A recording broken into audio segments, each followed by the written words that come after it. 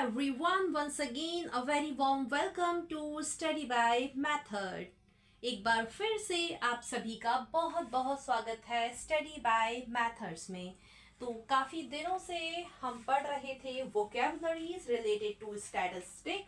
तो अभी वो वोकेबलरीज वैसे तो बहुत सारी हैं और मैंने कोशिश की है कि काफ़ी सारी मैं बता सकूं, तो मैं बता चुकी हूँ। आपने नहीं देखे हैं तो उन वीडियोस के जो लिंक है डिस्क्रिप्शन बॉक्स में मिल जाएंगे, आप चेक कर सकते हैं।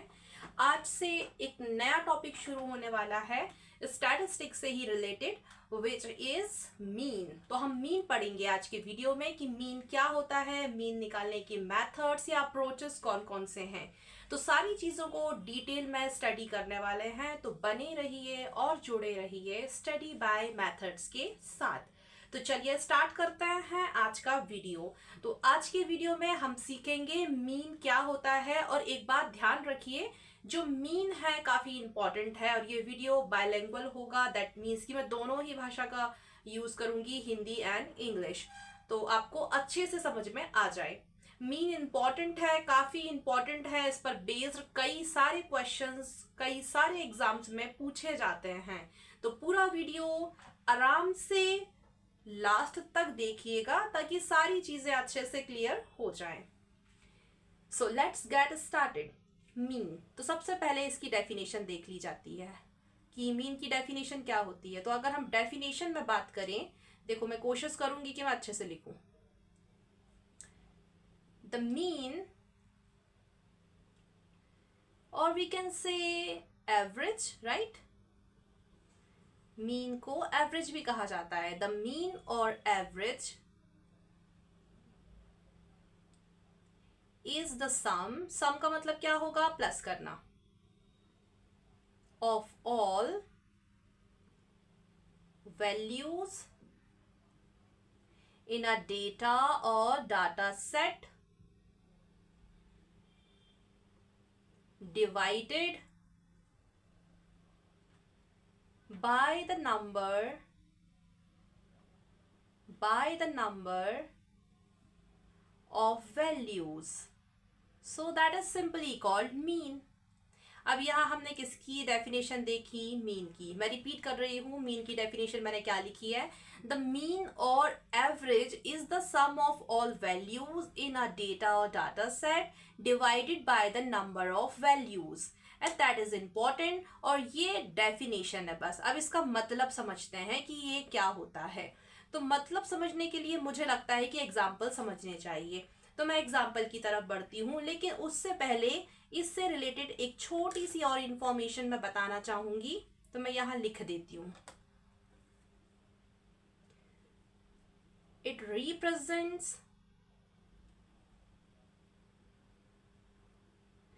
Represents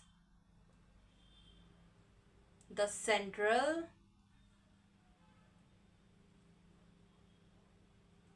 point around which the data is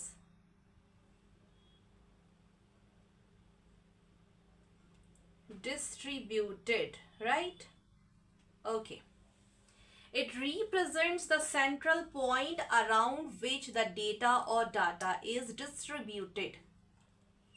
अब इसे भी समझते हैं, तो मैं इसके लिए ना एग्जाम्पल से समझाऊंगी। तो यहाँ एग्जाम्पल लिखने जा रही हूँ, ध्यान से सुनिए। मीन या एवरेज का काम क्या है, कहाँ काम आता है, और ये जो डेफिनेशन है इसे समझेंगे। मान लीजिए मैं एक एग्जाम्पल लेती हूँ और उस एग्जाम्पल में मैं क्या बताना चाह रही हूँ कि कोई यूनिवर्सिटी है या कॉलेज है, वहां पर कुछ कंपनीज आती हैं स्टूडेंट्स के लिए, जो क्या करेंगी, उन्हें प्लेसमेंट देंगी। एंड क्या होगा, आपको पता ही है क्या होगा, कुछ पैकेजेस होंगे जो वो प्रोवाइड करेंगी, राइट। अब यहाँ पर क्या होता है, जब कोई स्टूडेंट वहां एडमिशन लेने जा रहा है तो वो ये जानने की कोशिश करेगा कि उस यूनिवर्सिटी या कॉलेज की क्या है, क्या है से मतलब मेरा है कि वहां पे कौन कौन सी कंपनीज आती हैं, क्या वहां का प्लेसमेंट है और कैसा क्या पैकेज है, राइट। यही सब बातों पर ध्यान दिया जाएगा। तो वहां हम क्या देखते हैं, एवरेज देखते हैं। कैसे देखते हैं वो एवरेज? जैसे मान लीजिए अभी मैं यहाँ पर कुछ डेटा लिख रही हूँ, तो ये डेटा है 2,3,4,5,6,8,32।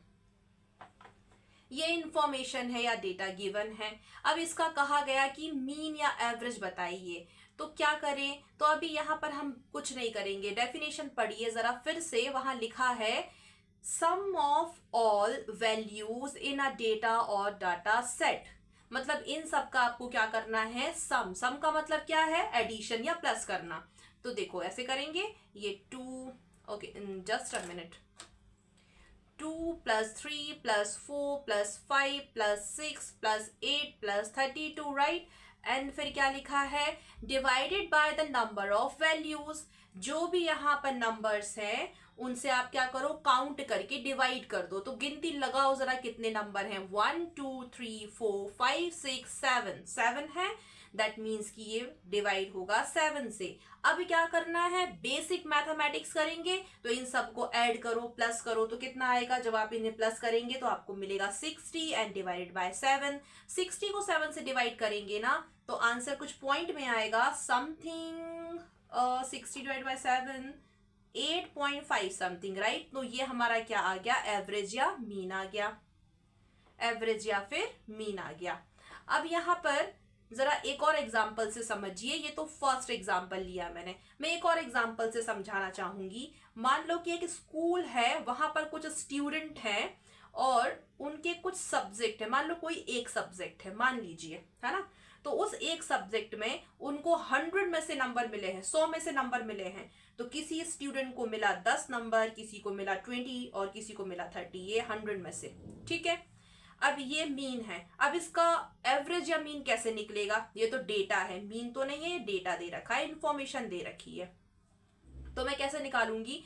इन तीनों को कर दूंगी प्लस, तो 10 + 20 + 30, और क्या करते हैं? डिवाइडेड बाय कितने नंबर है? काउंटिंग करो जरा, 1 2 3, तो 3 से डिवाइड हो जाएगा। नेक्स्ट स्टेप, बेसिक मैथ्स की कैलकुलेशन, इसे पूरे को प्लस कर दीजिए, तो कितना होगा? 30 20 एंड 10, 60/3 एंड डिवाइड करेंगे तो आंसर कितना मिल जाएगा? डिवाइड करने पर 20, राइट।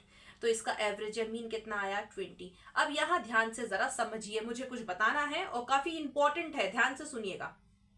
यहां पर अगर मैं कुछ चेंजेस कर दूं, कैसे चेंज करूं? तो जरा यहां देखो, यहां पर क्या जगह नहीं है ना, तो मैं इधर बताने की कोशिश कर रही हूं, ध्यान से समझिएगा। मैं क्या कर रही हूँ, ये जो इन्फॉर्मेशन है इसमें एक और इन्फॉर्मेशन ऐड करना चाहूंगी। यहाँ लिखा है ना, स्टूडेंट्स है किसी स्कूल के, उन्हें किसी एक सब्जेक्ट में 100 में से मार्क्स मिल रहे हैं, मतलब कि उनको नंबर मिल रहे हैं 100 में से। तो एक को मिला 10, एक को मिला 20 नंबर, एक को मिला 30, और अब एक बच्चे को मिल गया कितना? 90 मार्क्स। अरे वाह, 90 नंबर मिले हैं 100 में से। एक इन्फॉर्मेशन मैंने बढ़ा दी है यहाँ पर, राइट। अब ऐसा क्यों किया मैंने? मैं यहाँ पर एक वोकैब बताना चाह रही हूं, और वो है आउटलायर्स। क्या है?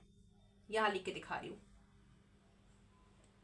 उसे कहते हैं आउटलायर। अब इसका क्या मतलब होता है, तो उसे भी समझेंगे। देखो यहाँ क्या है ना, मैंने पहले जो वीडियो बनाए काफी सारे, वहां मैंने सिर्फ एक ही बात समझाई है, स्टैटिस्टिक्स से रिलेटेड वोकैबुलरी आना भी चाहिए। तो वहां मैंने इसे बताया है कि आउटलायर्स क्या होते हैं, और अभी यहाँ हम समझ रहे हैं एग्जाम्पल से कि आउटलायर्स होते क्या हैं। तो जैसे ही मैंने यहाँ पर एक इन्फॉर्मेशन ऐड करी, वो है 90 नंबर, 100 में से एक किसी स्टूडेंट को 90 नंबर आ गए। अब देखो मीन या एवरेज क्या निकलेगा, तो कैसे निकालेंगे? सेम, इन सबको ऐड कर दीजिए, तो 10 + 20 + 30 + 90 एंड डिवाइडेड बाय, काउंट करो कितने हैं ये, 1 2 3 4 एंड 4 से डिवाइड हो जाएगा, राइट। ऐसा ही होगा। अब इन्हें आप प्लस करेंगे तो मिलेगा 150/40, सॉरी नॉट 40, इट्स 4, ओके, 150/4। जब आप डिवाइड करोगे इसे तो कितना मिलेगा? Something 37.5, right. ये इसका मीन या एवरेज आ चुका है। अब ये दोनों में फर्क इतना है, ध्यान से सुनिए, इस आउटलायर का काम क्या है। बेसिकली आउटलायर्स क्या होते हैं, तो मैं अगर डेफिनेशन की बात करूं तो मैं यहां लिख के दिखाती हूं कि आउटलायर्स हैं क्या। जस्ट अ मिनट, आउटलायर्स होते क्या हैं? अगर डेफिनेशन की बात की जाए तो आउटलायर्स क्या हैं? अ data or data point that differs significantly from other observations and that is simply called outliers. एक बार और रिपीट कर रही हूं, क्या डेफिनेशन लिखी मैंने आउटलायर्स की? अ data or data point that differ significantly from other observation and that is simply called outliers. तो ये तो डेफिनेशन की बात हुई। अब इसे समझिए जरा कि इसका क्या यूज होने वाला है। तो जैसे ही मैंने ये वाला इंफॉर्मेशन दिया, ये इंफॉर्मेशन, यहां मैंने इंफॉर्मेशन चेंज कर दी, एक नया नंबर ला दिया 90, 100 में से 90 मिले किसी स्टूडेंट को मार्क्स, राइट? किसी बच्चे को 100 में से 90 नंबर मिले हैं। तो अब जैसे ही ये अब देखिए 10, 20, 30 काफी छोटे नंबर है, एकदम से 90 आ गया है ना। तो ये जो एकदम से 90 आ गया ना, ये आउटलायर कहलाएगा। अब जैसे यहाँ पे बहुत छोटा नंबर आ जाता तो वो भी आउटलायर कहलाता। इससे क्या होता है ना, फर्क आता है, चेंजेस देखने मिलते हैं मीन या फिर एवरेज में। देखो यहाँ पर जब आपने कैलकुलेशन की तो यहाँ पर क्या आया 20, राइट? यहां पर जब आपने कैलकुलेशन की तो यहां क्या मिला 37.5। दोनों में फर्क है ना, बिल्कुल है फर्क। तो यहां पर ये हुआ कि यहां ऐसा हो रहा था, मान के चलते हैं कि स्टूडेंट्स हैं, उन्हें किसी सब्जेक्ट में 100 में से इतने इतने नंबर मिल रहे हैं। तो हमने ये सोचा कि एवरेज निकाल के अगर 20 या 20 से कम आते हैं एवरेज, तो फिर उन बच्चों को जरूरत है एक्स्ट्रा क्लासेस की ताकि अच्छे नंबर ला सके। अब यहाँ 20 आया तो हमने क्या सोचा कि हाँ जरूरत है एक्स्ट्रा क्लासेस की ताकि नंबर अच्छे आ सके बच्चों को। लेकिन जैसे ही इस इंफॉर्मेशन में एक एक्स्ट्रा कोई स्टूडेंट था जैसे 90 आ गए 100 में से, सीधे ये आउटलायर का काम करेगा। तो जैसे ही आपने कैलकुलेशन की, मीन या एवरेज निकाला तो 37.5 आया। दैट मीन्स ही कितना फर्क आ गया। अब मैं यहाँ पर क्या सोचने वाली हूँ कि अच्छा ठीक है, एवरेज आया ना 37.5, इसका मतलब है कि यहाँ जो स्टूडेंट्स हैं उन्हें एक्स्ट्रा क्लासेस की जरूरत नहीं है। और हुआ क्या, सिर्फ एक ही स्टूडेंट ने एवरेज को चेंज कर दिया ना, तो मतलब जो बाकी स्टूडेंट है वो तो परेशान हो जाएंगे, उन्हें तो सच में नीड थी एक्स्ट्रा क्लासेस की ताकि उनके नंबर अच्छे आ जाए। तो ये आउटलायर का काम है। होप सो समझ में आया होगा। ये तो बात रही सिर्फ डेफिनेशन की और ये मैंने समझाने की कोशिश की है। आई होप सो समझ में आया होगा। अब बढ़ते हैं आगे की टॉपिक की तरफ और वो है मीन तो पढ़ लिया, एग्जाम्पल देख लिए। अब इसे निकालने की मेथड्स या अप्रोचेस होती हैं, तो उन्हें हम बात करते हैं एक एक करके।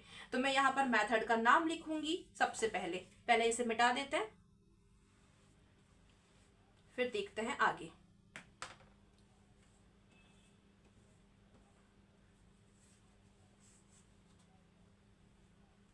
तो जो मेथड्स या फिर बोल सकते हो अप्रोचेस होती हैं वो कौन सी हैं? 3 है हमारे पास। पहला मैं नाम लिख रही हूं, ये होती है डायरेक्ट मेथड, राइट? इसे कहते हैं डायरेक्ट मेथड। और जो सेकंड है उसका नाम है अज्यूम्ड मीन मेथड, राइट? ये सेकंड वाली है। नाउ द थर्ड वन, और उसका नाम है स्टेप डेविएशन मेथड। ऑलराइट, अब ये जो तीनों मेथड के नाम लिखे हैं ना, फिर से बोलती हूं, direct method, assumed mean method and step deviation method. अब ये तीनों मेथड के नाम तो मैंने लिख दिए। अब इसे कैसे क्या करना है, उसके लिए फॉर्मूला चाहिए होगा, राइट? तो इसका मतलब है फॉर्मूला लर्न करना काफी जरूरी है। अब मैं फॉर्मूला लिख रही हूं एक एक करके। डायरेक्ट मेथड का जो फॉर्मूला है वो है x बार, इसका मतलब मीन होता है, इज इक्वल टू, ये ग्रीक लेटर सिग्मा है, इसे सिग्मा पढ़ेंगे, इसका मतलब है समेशन या total sum, fi xi upon sigma fi, right? ये डायरेक्ट मेथड का फॉर्मूला है। अज्यूम्ड मीन मेथड का फॉर्मूला बता रही हूं। अब again x bar, that means mean, capital A plus sigma fi di upon sigma fi, right? ये assumed mean method का फॉर्मूला है। एंड स्टेप डेविएशन मेथड का फॉर्मूला x बार मतलब कि mean, capital A plus sigma fi ui upon sigma F I, ये small bracket मैंने कर दिया है क्लोज, इनटू या मल्टीप्लीकेशन स्मॉल एच। ओके, अब ये तीनों फॉर्मूले जो हैं इसमें इन सब का मतलब क्या है, कैसे सॉल्व करते हैं, इन अप्रोचेस को लगाना कैसे है क्वेश्चंस में, ये सब मैं बताने वाली हूं आने वाले वीडियोस में एक एक करके। तो please stay connect with me. आज के वीडियो के लिए सिर्फ इतना ही। होप सो आपको समझ में आया होगा, और आने वाले जो वीडियोस रहेंगे उनमें मैं एक एक करके direct method, assumed mean method, step deviation method, then median क्या होता है, उसे कैसे निकालते हैं, उनके अप्रोचेस या मेथड्स क्या होते हैं, मोड किसे कहते हैं, मोड को निकालने के मेथड्स या अप्रोचेस क्या होते हैं, वो सब मैं डिस्कस करने वाली हूँ। तो आपको क्या करना है, अगर आपको वीडियो अच्छी लगती है तो फिर प्लीज लाइक कीजिए, शेयर कीजिए एंड चैनल को प्लीज सब्सक्राइब कीजिए। होप सो आज का वीडियो आपको अच्छा लगा है और समझ में आया होगा। अगर आपको समझ में आया है ना, तो आई रिक्वेस्ट प्लीज आपको करना क्या है, like share and do subscribe please. Okay, तो अब मिलते हैं आप सभी से आने वाले वीडियो में। Till then take care and thank you so much for watching my video. Thank you once again, bye bye.